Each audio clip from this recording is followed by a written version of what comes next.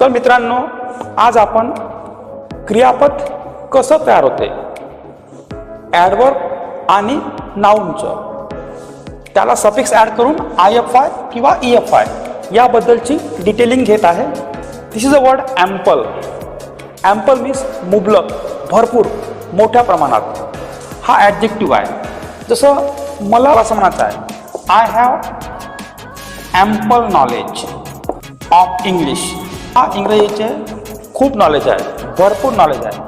तर ॲम्पल हा झाला इथं ॲडजेक्टिव्ह. आता या ॲडजेक्टिव्हचं आपल्याला करायचं आहे वर्ब. तर you have to drop E and write suffix IFI.